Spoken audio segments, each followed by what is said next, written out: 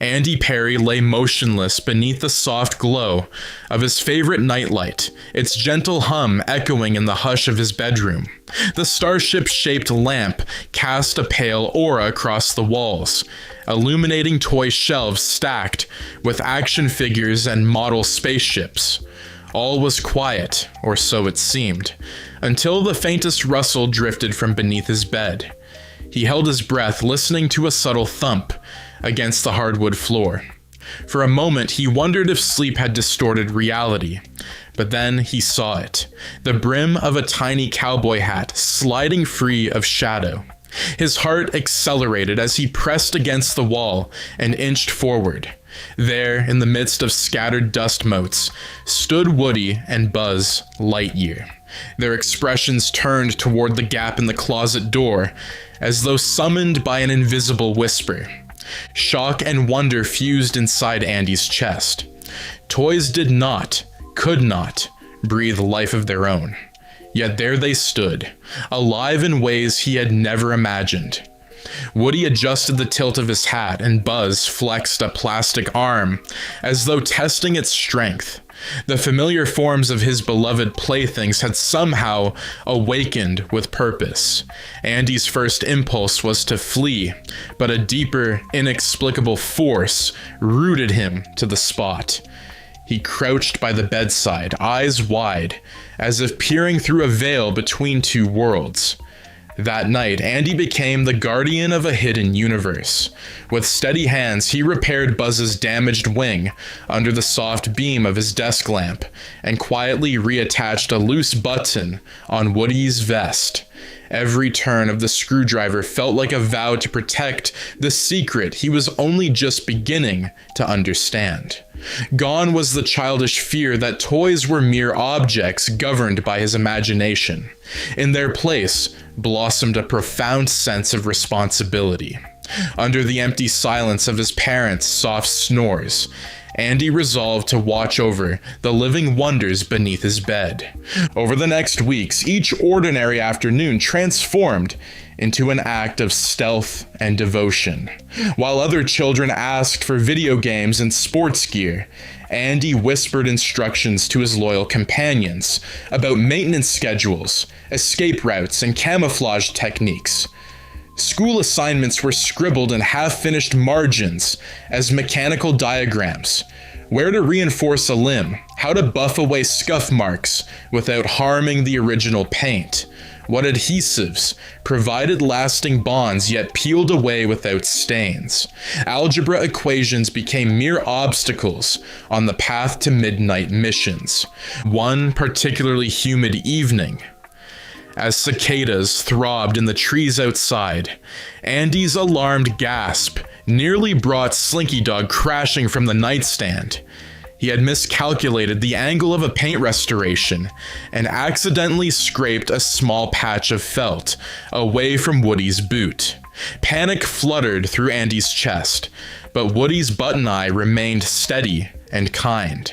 With a reassuring tilt of the head, Woody indicated that accidents were part of life, that a true friend measured worth by loyalty rather than perfection. In that moment, Andy realized the depth of their bond. These toys believed in him even when his own confidence wavered. Midnight raids on Sid's garage became the most perilous parts of Andy's new life. Sid's home sat on the edge of neighborhood lore. Rumors of robot spiders stitched together from lawnmower parts, action figures welded to melting candles, and plush animals reassembled into unrecognizable hybrids haunted imaginations far and wide. Under the safety of darkness, Andy guided Buzz's pinpoint spotlight and Woody's careful commands through the crawl space. Each mission was a ballet of engineering and stealth, a swift maneuver to disable crude switches, the soft tightening of screws on a precarious contraption, and the hush of retreat as Scud's snarl rumbled above them. There were nights when a misstep sent a scattering of wood chips across the workbench, or the snap of a loose spring punctured the stillness. Those were the nights when Andy felt fear more sharply than ever before. Still, Woody's silent nod and Buzz's unwavering gaze reminded him that courage sometimes meant standing between danger and the helpless. Amid secret operations and heart-pounding escapes, Andy's friendships proved invaluable. His best friend Molly noticed his distracted air at school, but accepted his gentle evasion when he promised a benign surprise. After the final bell one afternoon, he led her behind the row of lockers into a quiet hallway, gently revealing the truth of his midnight companions. Molly's astonished delight was a balm to his secretive soul. At last, he had someone who shared his sense of wonder. She marveled at Rex's careful patter of plastic claws, and marveled at Ham's coin slot grin. Together they crafted tiny disguises for Slinky Dog, and planned shadow games with Mr. Potato Head's removable parts. Molly's unwavering excitement gave Andy a renewed sense of purpose. He was no longer the sole guardian of magic. As summer days melted into the final stretch before 6th grade, reality's tide washed back in the form of moving boxes and packing tape. The larger boxes were full of books and clothes, but the one labeled toys gnawed at Andy's gut. He recognized that box, the same kind Sid had filled with broken playthings destined for ruin. Under the quiet glow of evening lamplight, he eased each toy from its staging place, whispering his thanks and offering promises of new adventures. Woody's felt vest hugged him like an embrace, and Buzz's polished armor caught the light in a way that made Andy's eyes sting. He wrote a heartfelt note on lined notebook paper, folded it with care, and tucked it beneath Woody's holster. The message was simple, an appeal to future kindness, but its weight filled every crevice of his chest. Moving day arrived with the shrill beep of the van's horn and the lumbering dullness of furniture being hauled away. Andy stood by the front window as his mother watched each box roll past, her voice soft in the background, calling reminders to eat lunch and mind his brother.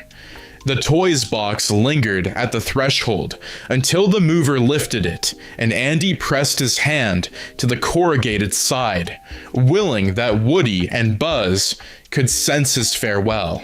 The van's tires crunched over gravel as it disappeared down the street, carrying his most faithful friends into the unknown.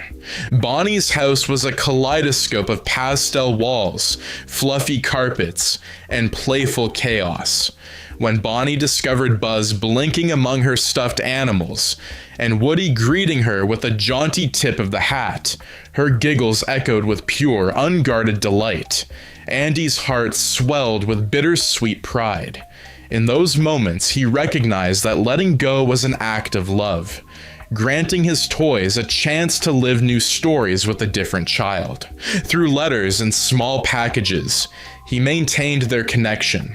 A miniature screwdriver here, a packet of model paints there, each gift accompanied by glimpses into his own life, matrices of engineering formulas, sketches of servos and shafts, and occasional clumsy attempts at rhyme. College loomed on the horizon, bringing new landscapes of lecture halls, robotics labs, and networks of bright young minds. Andy discovered that the exhilaration he once felt repairing Buzz's wing now pulsed through his fingertips as he soldered circuit boards and crafted jointed limbs for animatronic prototypes. He built mechanical birds that fluttered on delicate hinges, fabric-covered figures that bowed and danced to sound sensors, and robotic companions whose eyes tracked movement like curious friends. His professors praised a skill that, to Andy, felt like a continuation of that first night beneath his bed when magic seeped into his veins. He whispered to himself that no matter how many patents he filed, the most profound creation always remained the belief in the living heartbeat of imagination.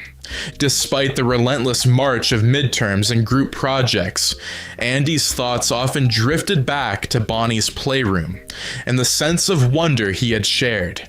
A letter arrived on a crisp autumn afternoon, scrawled in Bonnie's looping handwriting. She recounted how Woody had become the sheriff at her tea parties, and how Buzz led grand expeditions across impossible terrains of couch cushions and shifting blankets. She included a small drawing of Slinky Dog wrapped around a teapot handle, and noted Ham's frequent participation in coin-based games.